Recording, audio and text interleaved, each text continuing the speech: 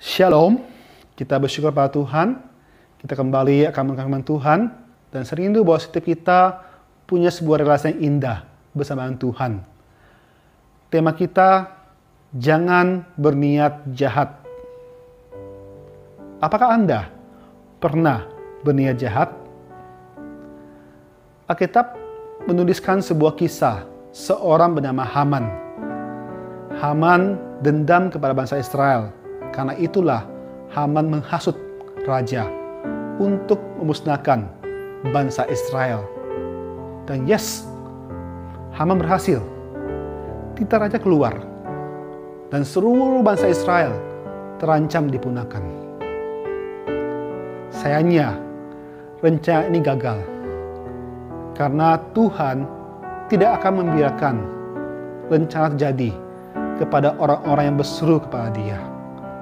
Tuhan memakai Ratu Esther dan Mordekai untuk gagalkan rencana si Haman. Tiang gantung yang awalnya dia dirikan untuk Mordekai justru malah dipakai untuk menggantung si Haman sendiri. Bentarlah kata Amsal pasal 26 ayat 27 yang berbunyi, siapa menggali lubang akan jatuh ke dalamnya, dan siapa menggelindingkan batu, batu itu akan kembali menimpa dia. Sekalian apapun juga, rencana jahat atau niat jahat seseorang yang ingin membuat orang lain celaka, Tuhan tak senang. Apalagi dengan sebuah alasan ingin membalas dendam. Oh, dia pernah membuat saya sakit hati. Saudara, pada saat kita sakit hati, mari belajar mengerti apa yang Tuhan mau. Saya sebagai manusia biasa, saya pernah sakit hati. Saya pernah disakiti. Dan saya pernah tahu apa artinya itu benci dan dendam. Namun saya bersyukur pada Tuhan. Bahwa Tuhan masih menolong saya untuk mengingat firman Tuhan. Dalam Matius pasal 5 ayat 44, Tuhan berkata, kasihilah musuhmu dan berdoalah bagi mereka yang menganiaya kamu. Apa yang Tuhan mau? Yang Tuhan mau adalah kita belajar mengampuni. Kita belajar mengasihi musuh kita.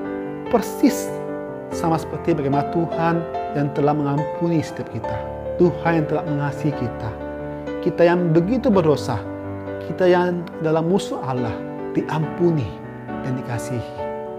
Yesus mati dan bangkit supaya engkau dan saya dapat dipulihkan kembali kepada Tuhan.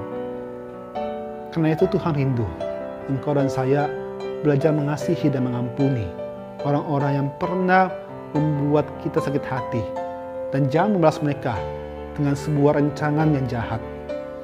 Lalu bagaimana kalau seandainya kita sudah berusaha keras untuk mengasihi dan mengampuni, namun musuh kita tetap berbuat jahat pada kita?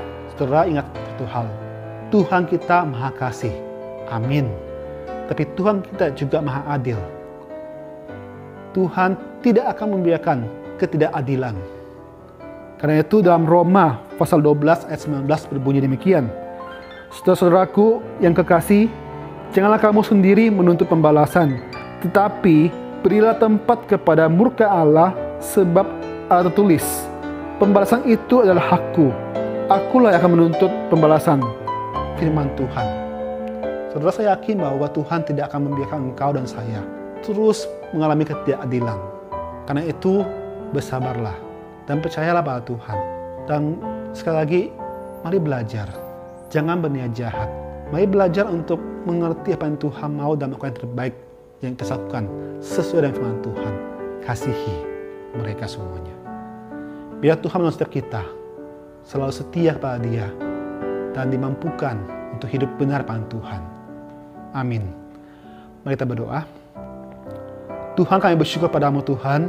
Biar Tuhan menolong setiap kami supaya kami bisa mengampuni dan mengasihi setiap orang yang pernah membuat kami sakit hati Tuhan. Dan kami berharap padamu Tuhan, biarlah kami bisa menjadi seorang yang mempunyai hati yang kudus Tuhan, hati yang tulus mengasihi semua orang yang ada di dunia ini Tuhan. Dan Tuhan, tolong kami supaya kami tidak menjadi seorang yang punya niat jahat yang membuat orang lain celaka Tuhan. Tapi kami punya kerinduan dalam Tuhan, bukan menjadi orang yang berniat jahat, tapi menjadi orang yang menjadi berkat buat mereka semua Tuhan. Terima kasih Tuhan Yesus. Tuhan tolong setiap kami supaya kami bisa menjadi pelaku firman Tuhan.